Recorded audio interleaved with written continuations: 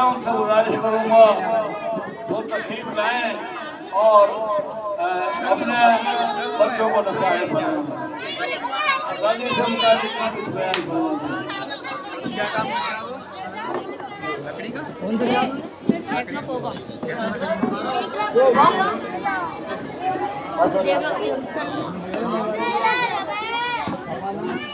السلام علیکم ورحمۃ اللہ وبرکاتہ.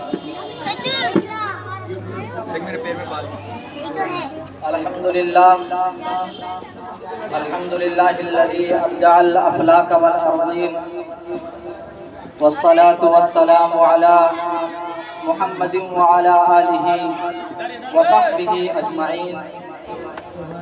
اما بعد اعوذ باللہ من الشیطان الرجیم. بسم اللہ الرحمن الرحیم. غلامی میں نہ کام آتی ہے شمشیریں نہ تدبیریں. غلامی میں نہ کام آتی ہیں شمشیریں نہ تدبیریں. جو ہو ذوق یقین پیدا تو کٹ جاتی ہیں زنجیریں. حضرات محترم اسٹیج پر تشریف فرما میرے معزز اساتذہ کرام، میری حیثیت نہیں ہے کہ اپنے اساتذہ کے سامنے میں لب کشائی کر سکوں، لیکن پھر بھی مجھے حکم ہوا ہے، اور جب حکم ہوتا ہے تو وہ ادب سے بڑھ کر ہوتا ہے. لہٰذا اپنی ٹوٹی پھوٹی زبان میں دو چار باتیں آپ کے سامنے مدرسے کے تعلق سے اور دو چار باتیں آزادی کے تعلق سے پیش کرنے کی جسارت کر رہا ہوں. آپ تمام حضرات مجھے جانتے ہیں کہ میں الحمدللہ ابھی ابتدا سے فراغت ہو چکی ہے، لیکن میں پھنگل پر موجود ہوں. اس پھنگل پر پہنچنے کے لیے جڑ کا ہونا بہت ضروری ہوتا ہے. جب تک جڑ نہ ہو تو کوئی انسان پھنگل پر نہیں پہنچ سکتا. اگر سیڑھی نہ ہو تو کوئی انسان چھت پر نہیں پہنچ سکتا. اگر کوئی ذریعہ نہ ہو تو انسان بلندی تک نہیں پہنچ سکتا. میرا مقصد یہ ہے کہ میری جو جڑ ہے وہ آپ کا مدرسہ، یہی ادارہ مدرسہ باب العلوم ہے. اس لیے کہ بچپن سے لے کے میں نے اسی مدرسے کے اندر تعلیم حاصل کی ہے.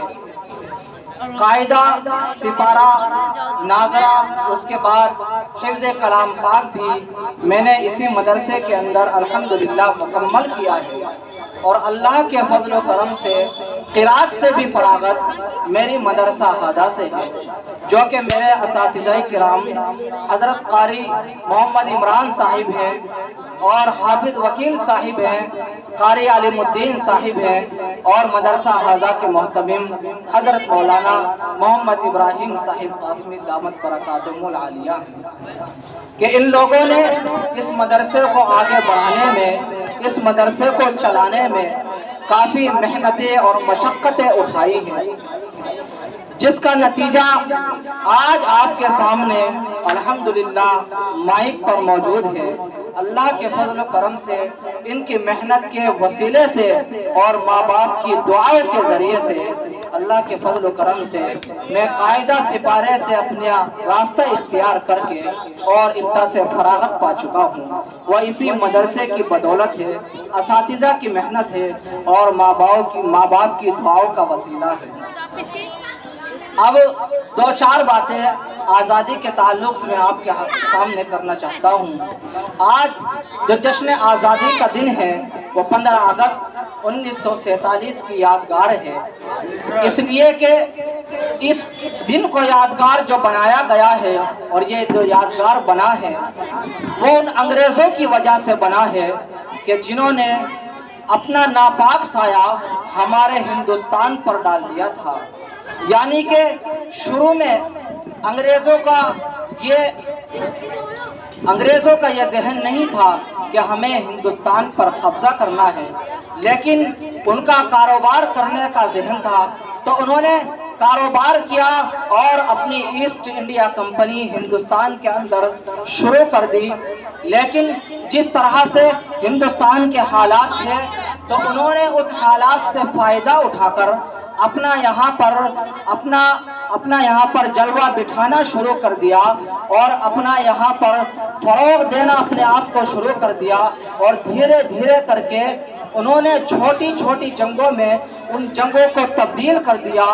بالآخر جب انگریزوں کا ناپاک سایہ ہندوستان پر پڑ گیا اور علماء صلحاء کو، ہمارے بزرگوں کو معلوم ہو گیا کہ یہ انگریز ہمارے اوپر حکومت کرنا چاہتے ہیں، ہمیں غلام بنانا چاہتے ہیں، تو پھر ان لوگوں نے اس ملک کو آزاد کرانے کے لیے، اس ملک کی آزادی کے لیے اپنی قربانیاں دی ہیں، بچوں کو یتیم کیا ہے اور بیویوں کو بیوہ کیا ہے، اور علماء اور صلحاء نے فتوے دینے شروع کر دیے ہیں۔ لہذا بہادر شاہ ظفر رحمت اللہ علیہ نے یہ فتویٰ دے دیا کہ آج سے انگریز کی فوج میں بھرتی ہونا حرام ہے اور انگریز کے خلاف لڑنا ضروری ہے۔ جب انگریزوں کو بہادر شاہ ظفر کے اس فتوے کا معلوم ہوا تو انہوں نے یہ بولا کہ شاہ عبدالعزیز رحمت اللہ علیہ اپنے اس فتوے کو بدل لو، تمہاری اس سزا کو روک دیا جائے گا۔ تو اس وقت شاہ عبدالعزیز رحمت اللہ علیہ نے کہا تھا، او گوری چمڑی والے انگریز، آج اگر شاہ عبدالعزیز کا فتویٰ بدل گیا تو قسم خدا کی ایمان بدل جائے گا۔ اس لیے شاہ عبدالعزیز رحمت اللہ علیہ نے اپنا فتویٰ نہیں بدلا بلکہ انگریز کے خلاف لڑنے کا فتویٰ جاری رکھا اور لوگوں کو انگریز کے خلاف لڑنے کا جہاد اور جذبہ ان کے اندر بڑھتے رہے۔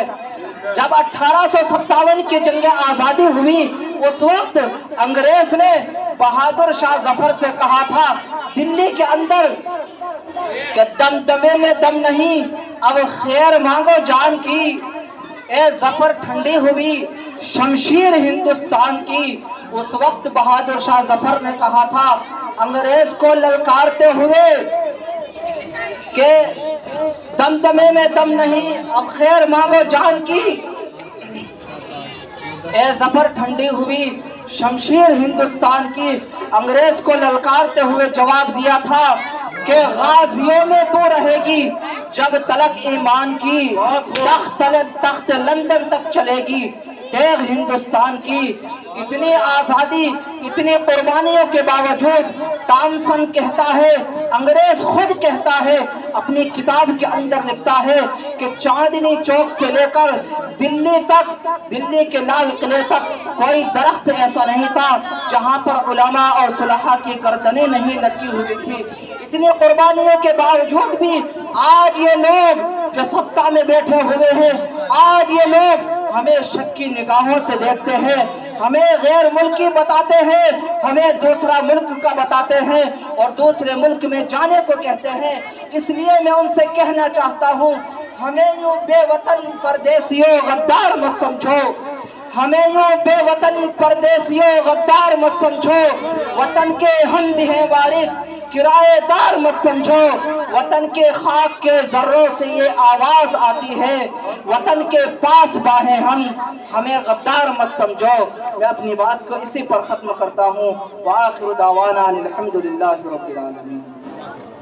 اللہ بہت بڑھیا، الحمدللہ۔ اب میں آخر میں، بالکل آخر میں عبد السمیع صاحب سے گزارش کروں گا کہ وہ تشریف لائیں اور اپنے نعتیہ کلام میں اور سنا دیں، ان کی نعت کی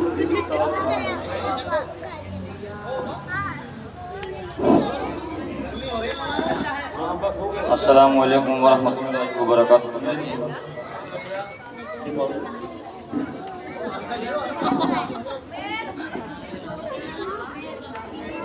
میری نسبت مولانا عبدالحق صاحب جو ابھی